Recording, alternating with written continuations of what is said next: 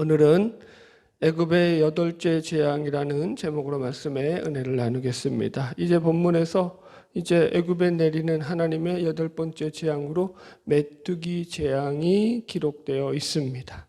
자, 1절을 읽으면서 말씀을 우리 들어가 보겠습니다. 같이 한번 다 같이 읽겠습니다. 출애굽기 10장 1절 시작.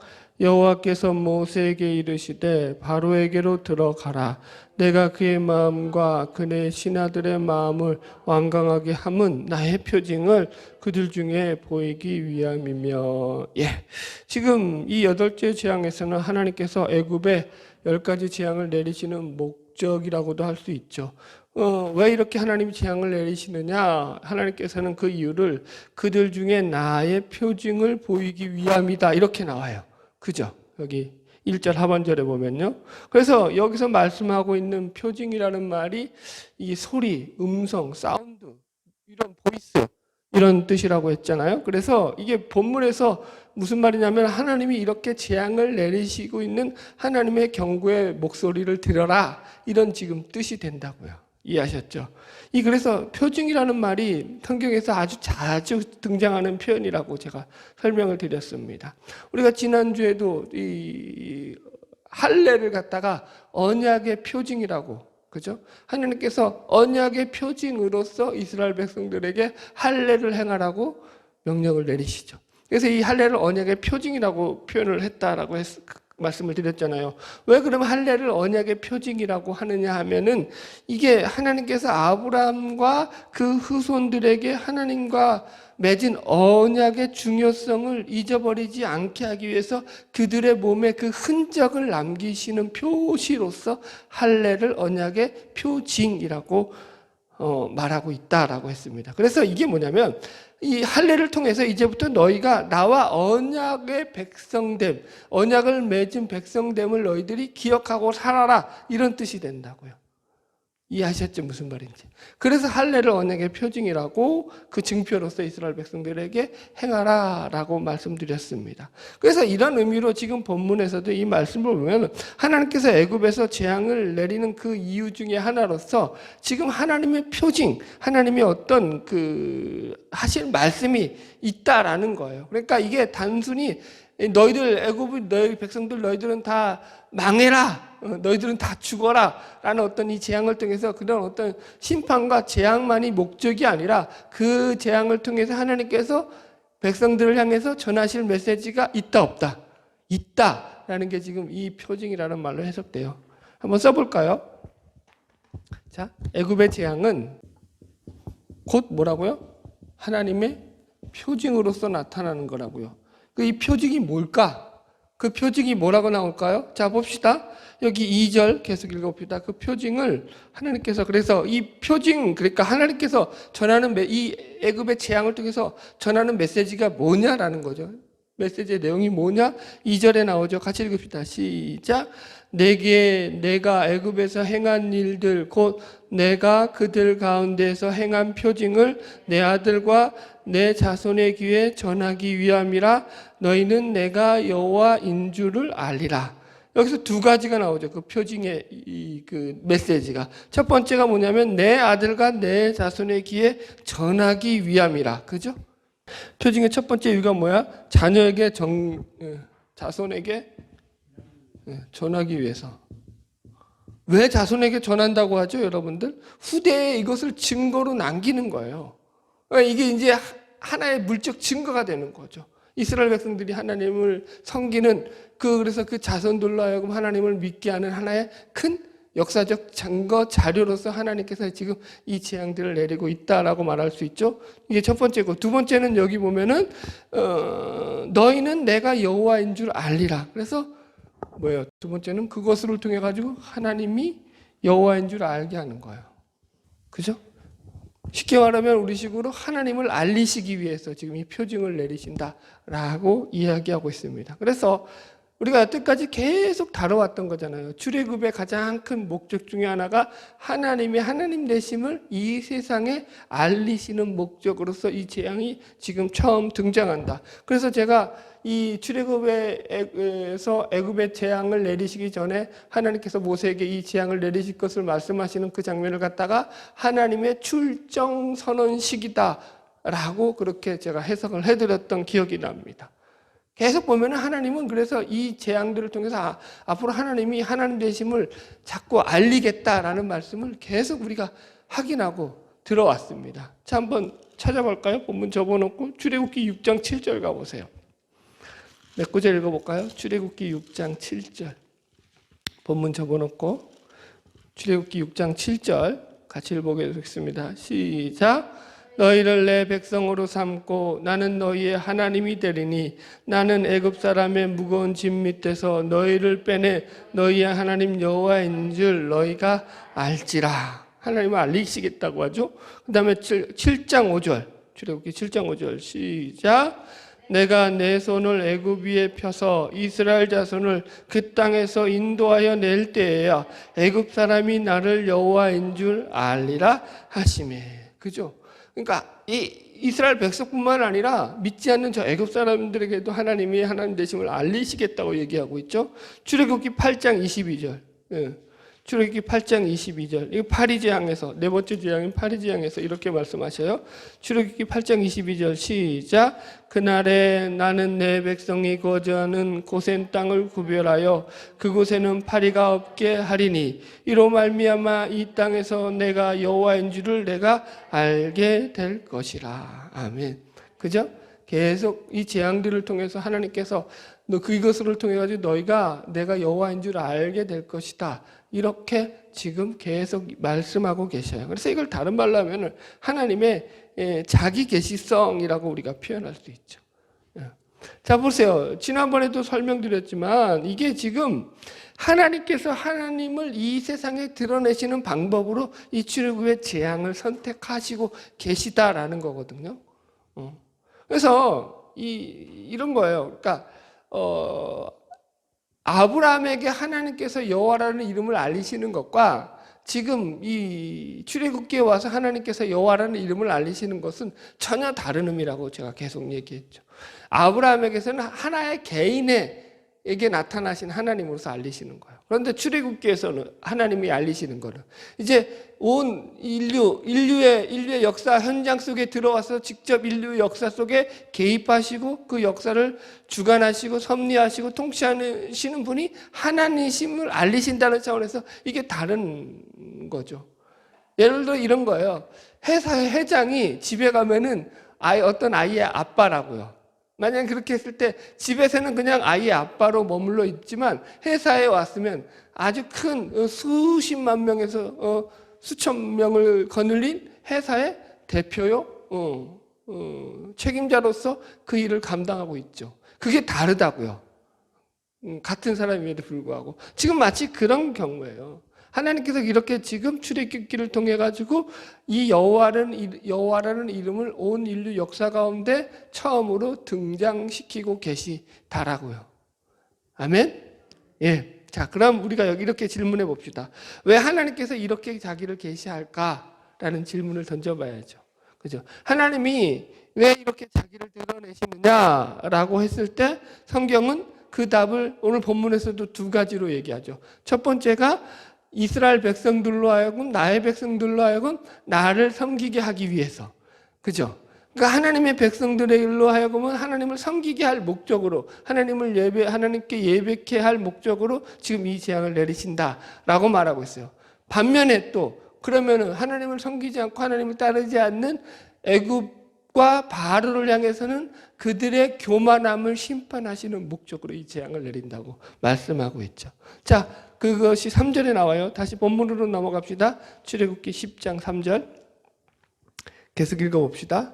출애굽기 10장 3절 시작. 모세와 아론이 바로에게 들어가서 그들에게 그에게 이르되 히브리 사람의 하나님 여호와께서 말씀하시기를 내가 어느 때까지 내 앞에서 겸비하지 아니하겠느냐. 내 백성을 보내라. 그들이 나를 섬길 것이라. 아멘.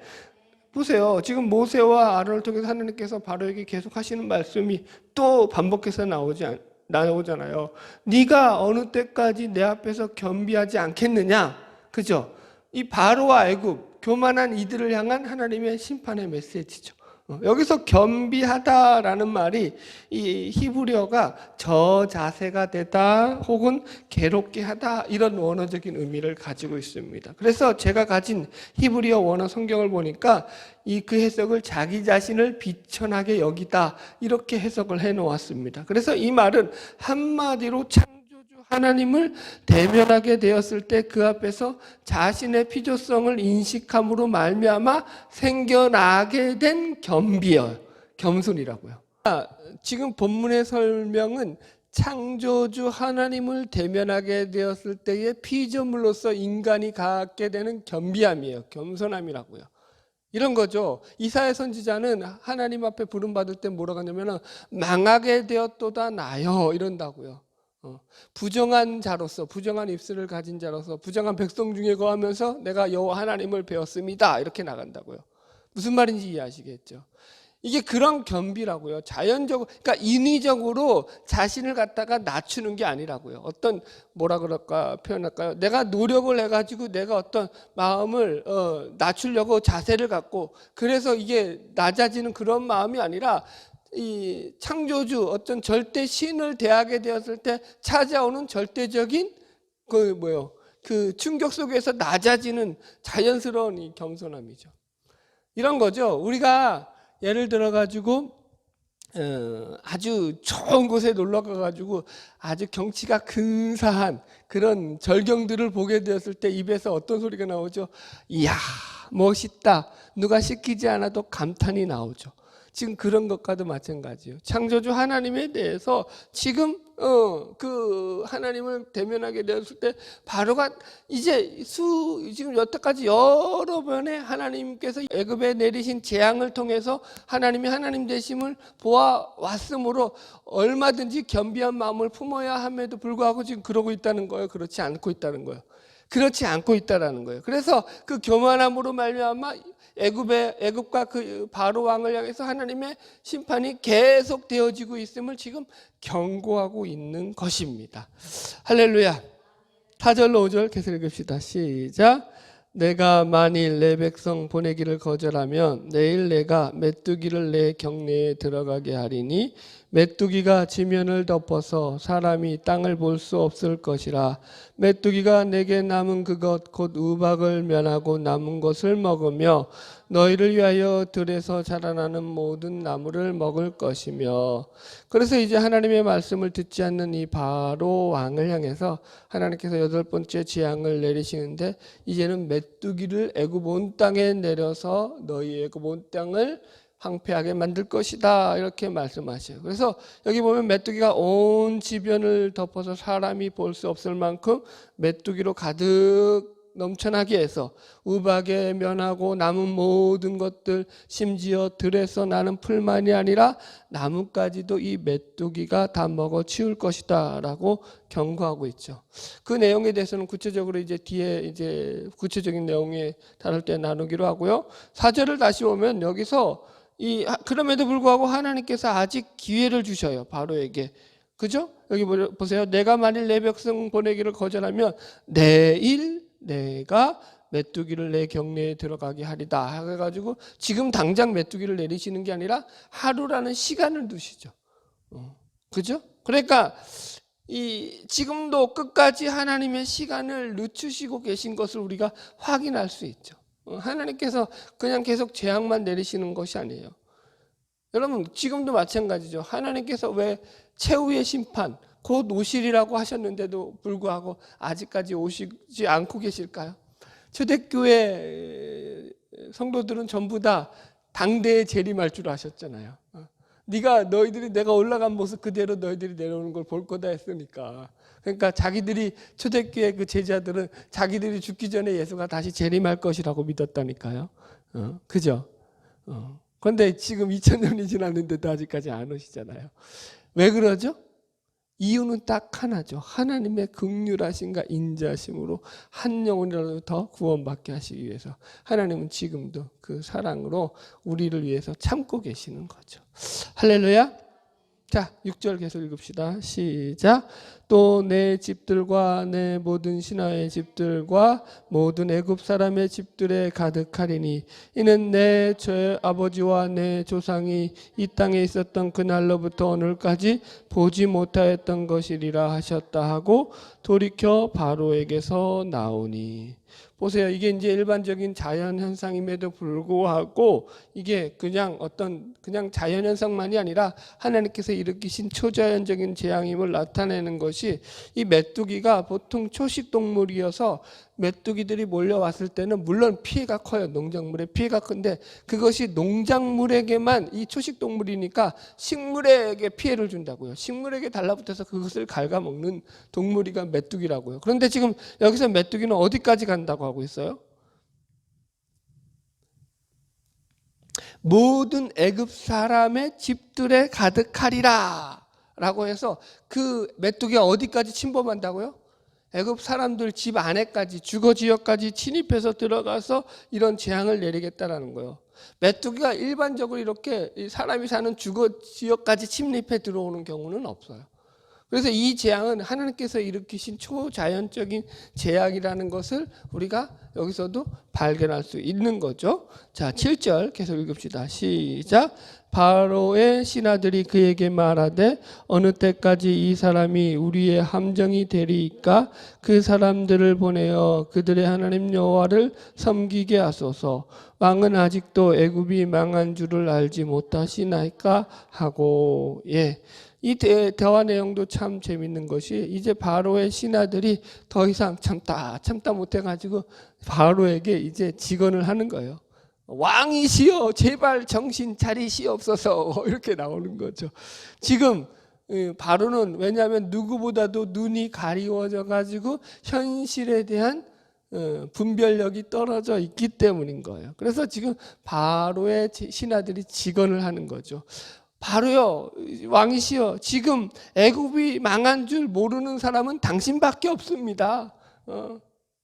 지금 애굽이 얼마나 지금 망해 있는지 아십니까? 당신의 고집 때문에 얼마나 더 애굽 사람들이 죽어나가고 애굽이 땅이 이렇게 황폐하게 되어야겠습니까? 라고 지금 직언을 올리고 있죠.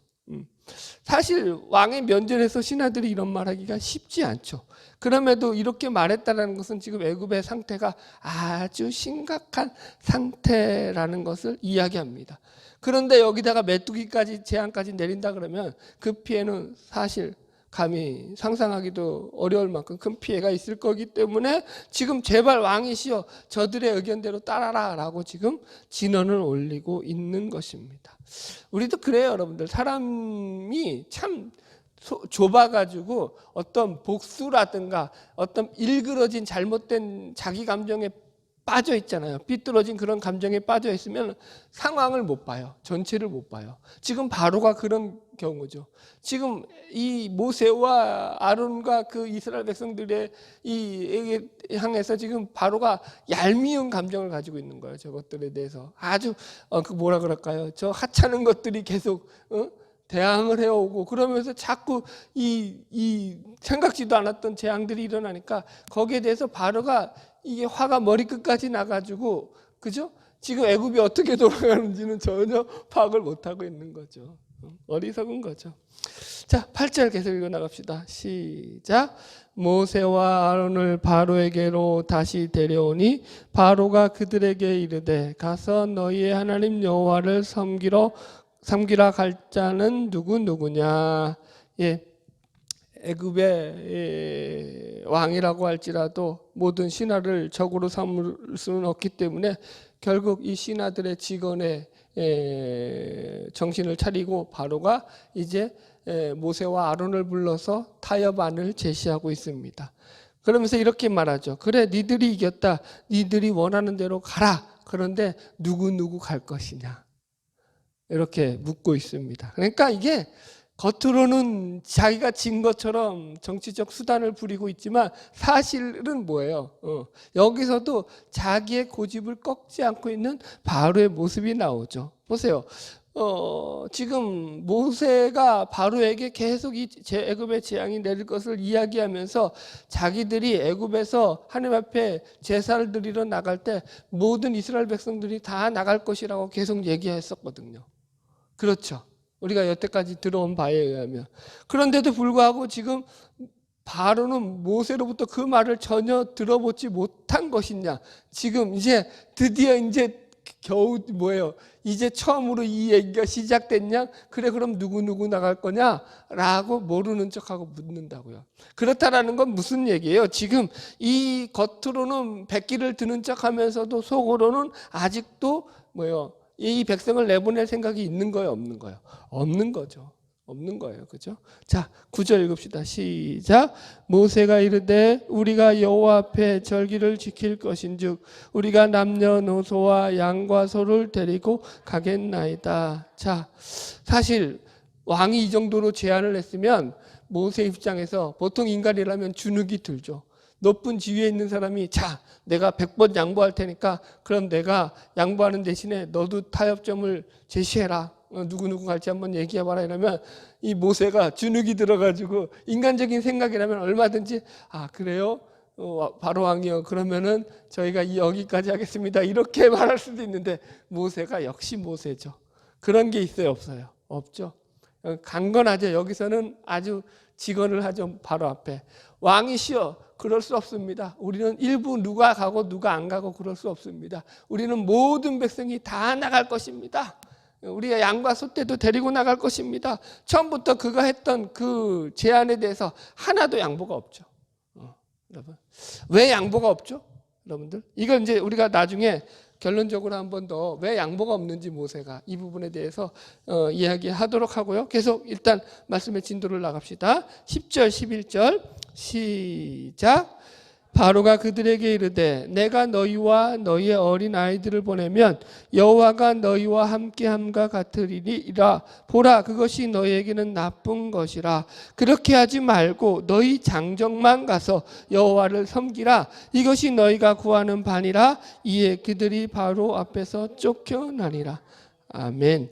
그러니까 모세를 불러서 이야기하기 전에 벌써 바로에게는 꿍꿍이 속이 다 있었던 거예요. 자기 나름대로 다 어떤 타협안에 대한 답을 가지고 지금 이렇게 제안을 하는 거예요.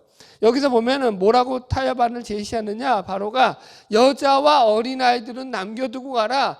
너희 장정만 가서 제사를 지내라. 이렇게 제안을 하죠. 그죠?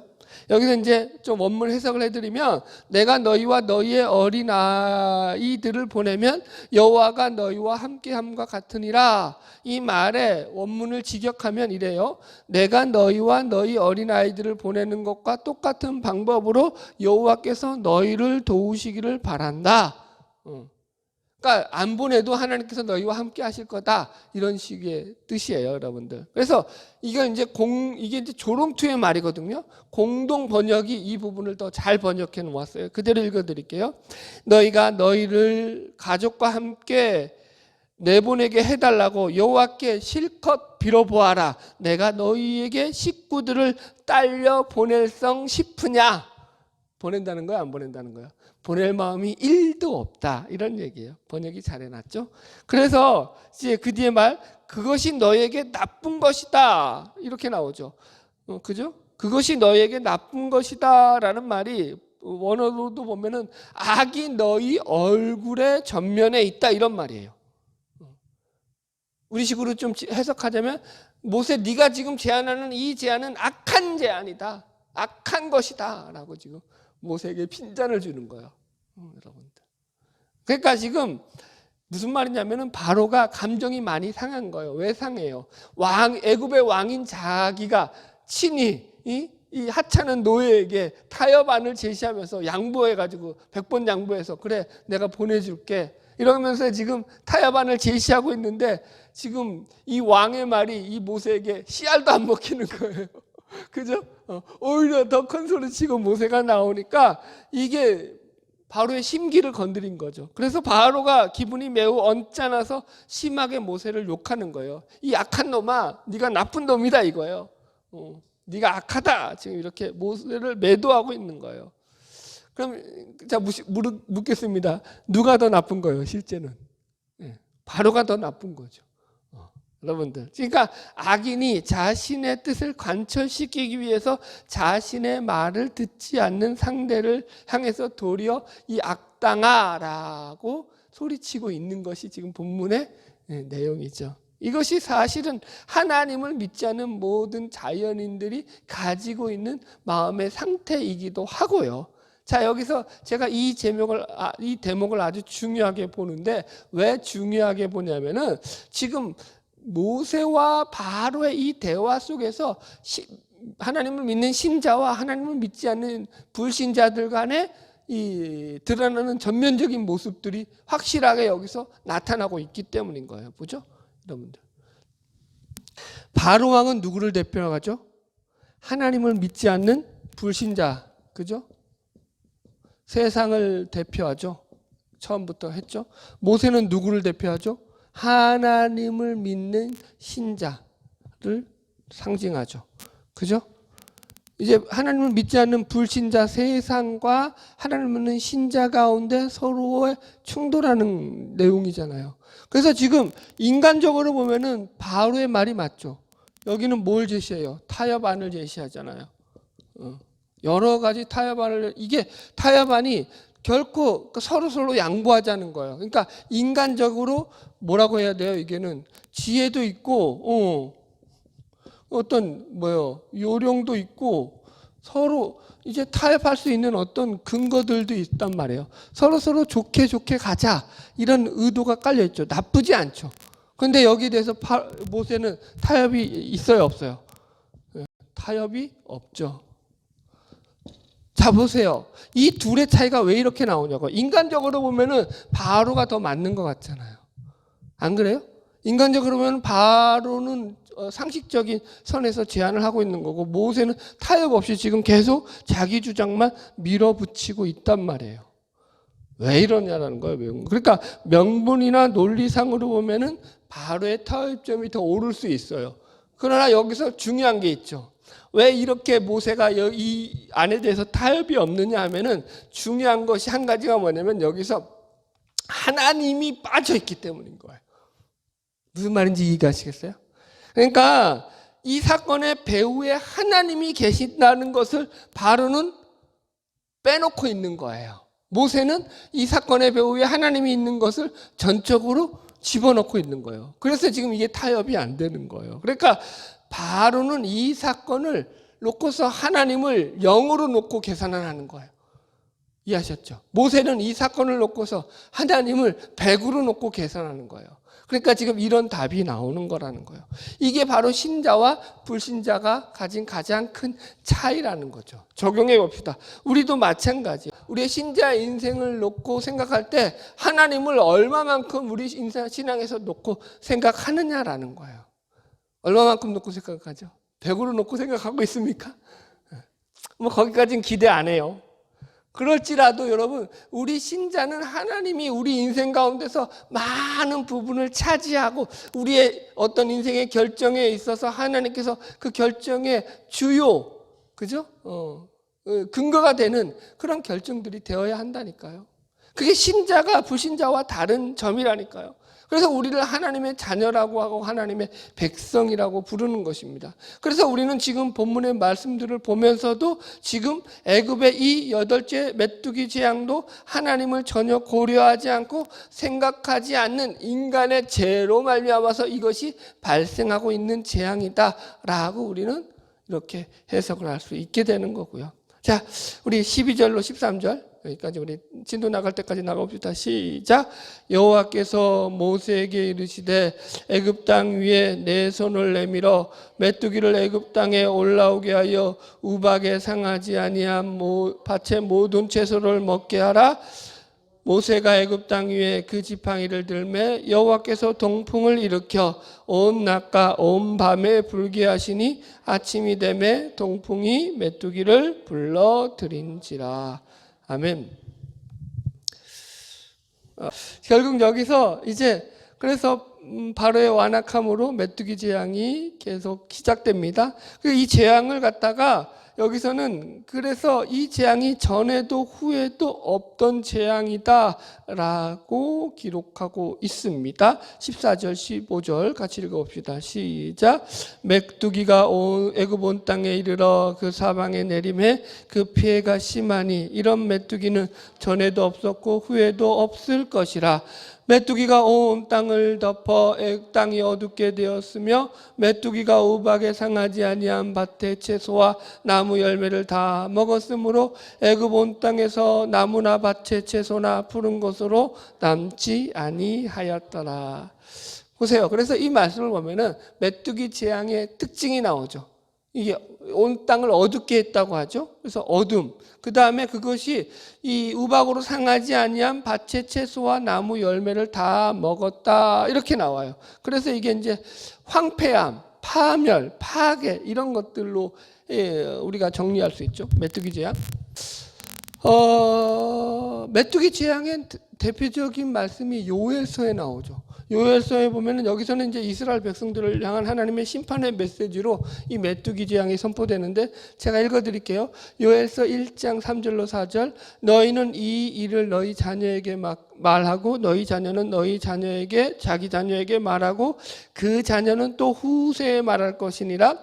팥종이가 남긴 것을 메뚜기가 먹고 메뚜기가 남긴 것을 느치가 먹고 느치가 남긴 것을 황충이 먹었더라. 그래서 여기서 보면은 이 팥종이, 메뚜기, 느치, 황충 이런 곤충들이 나와서 계속 갉아먹는 얘기가 나오잖아요. 이건 그러니까 전부 다 이 곤충들은 메뚜기과에 속하는 곤충들로서 이 식물들을 갉아먹는 그런 특성을 가진 곤충들입니다. 그래서 이 메뚜기 때가 지나가고 나온 다음에 황폐함을 이렇게 기록하고 있어요. 요엘 1장 7절 이하의 말씀이에요. 그들이 내 포도나무를 멸하여 내 무화과 나무를 긁어 말갛게 벗겨서 버리니 그 모든 가지가 하얗게 되었도다. 밭이 황무하고 토지가 마르니 곡식이 떨어지며 새 포도주가 말랐고 기름이 다하였도다. 농부들아 너희는 부끄러워할지라 포도원을 가꾸는 자들아 곡할지어다. 이는 밀과 보리 때문이라 밭의 소산이 다 없어졌음이라. 이런 일은 후에 옛날에도 없었고 이후에도 대대에 없으리로다. 이렇게 나와요. 무슨 말인지 이해하시겠죠? 그러니까 이 재앙이 가진 특징을 지금 얘기하는 거예요. 한 가지만 더 읽어드리면 메뚜기 재앙이 계시록에서는 황충의 재앙으로 나오거든요. 그래서 이제 나팔 재앙 가운데서 5번째 나팔 재앙인 황충의 재앙도 이와 비슷하게 묘사하고 있어요. 읽어드릴게요. 계시록 9장 3절에서 3절 말씀인데요. 또 황충이 연기 가운데로부터 땅 위에 나오매 그들이 땅에 있는 정갈의 건새와 같은 건새를 받았더라. 그들에게 이르시되 땅에 풀이나 푸른 것이나 각종 수목은 해하지 말고 오직 이마에 하나님의 인침을 받지 아니한 사람들만 해하라 하였더라. 그래서 이 계시록에 나오는 황충 재앙은 신기하게도 이것이 이제는 식물을 해하는 것이 아니라 그 해하는 대상이 어디로 옮겨졌다고요? 사람들. 그런데 이마에 하나님의 표를 받지 아니한 그런 사람들. 그러니까 하나님을 믿지 않는 불신자들을 향한 하나님의 심판의 메시지로서 이 재앙이 선포되고 있죠. 그래서 이 메뚜기 재앙은 하나님을 외면하고 대적하는 자들을 향한 하나님의 어둠과 파멸의 심판이라는 재앙으로서 지금 성경에 등장하고 있죠.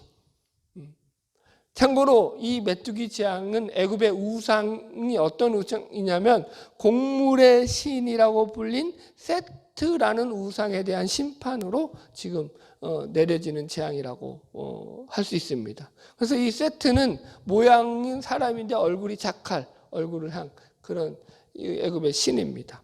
여튼 간에 그래서 이 재앙을 통해서 하나님께서 이 애굽에 내리는 이 재앙을 통해서 그들에게 하나님께서 이제 파멸과 어둠과 이런 것들이 임박했음을 알리시는 거죠. 자, 진도 마무리합시다. 출애굽기 10장 16절로 17절 같이 읽읍시다. 시작. 바로가 모세와 아론을 급히 불러 이르되 내가 너희의 하나님 여호와와 너희에게 죄를 지었으니 바라건대 이번만 나의 죄를 용서하고 너희 하나님 여호와께 구하여 이 죽음만은 내게서 떠나게 하라. 지금도 이게 앞에서 계속 반복되는 패턴이죠. 재앙을 경험하게 되고 나면은 바로가 겸손해지죠. 그래서 지금도 모세를 불러가지고 이번만 살려달라 이렇게 애원을 하고 있죠. 지금도 너희에게 우리가 죄를 지었다 그렇게 고백을 하고 있습니다. 근데 이게 다 임기응변이죠. 실제적으로는 이렇지 않죠. 자, 결론의 말씀 18절로 20절 읽읍시다. 시작. 그가 바로에게로 나가서 여호와께 구하매 여호와께서 돌이켜 강렬한 서풍을 불게 하사 메뚜기를 홍해에 몰아넣으시니 애굽 온 땅에 메뚜기가 하나도 남지 아니하니라. 그러나 여호와께서 바로의 마음을 완악하게 하셨으므로 이스라엘 자손을 보내지 아니하였더라. 결국은 바로가 마음을 또 돌이켜서 이스라엘 백성을 보내지 않았다고요. 그러니까 그 마음을 안 변했다니까요. 자, 결론의 말씀입니다. 오늘 우리가 메뚜기 재앙에 대해서 달라보면서 하나님을 인정하지 않는 바로의 모습과 하나님을 인정하고 사는 모세의 모습의 차이점을 확인했죠. 자기가 인간적인 지혜와 깨를 다 동원해서 어떤 일을 다 해보고 어떤 위기를 모면하라고 했지만 하나님을 영으로 놓고 생각하는 그 인간에게서는 진정한 답이 나올 수 있는 거예요, 없는 거예요? 답이 나올 수 없다는 게 오늘 성경에서 우리에게 알려주고 있는 말씀입니다. 그들에게 남은 건 뭐밖에 없는 거죠. 어둠과 항폐와 파멸과 파괴, 재앙밖에 남을 게 없는 거죠. 여러분들. 그래서 우리가 하나님을 의지하고 살아갈 때에 제일 중요한 것은 우리 인생에서 하나님을 얼마나 인정하고 살아가느냐가 제일 중요하다고요. 할렐루야. 바라기는 우리의 삶을 통해서 날마다 하나님을 우리의 삶의 주인으로 고백하고 인정하며 믿음으로 승리하는 삶을 살아가는 저 여러분 되기를 주의 이름으로 축복합니다. 기도하겠습니다.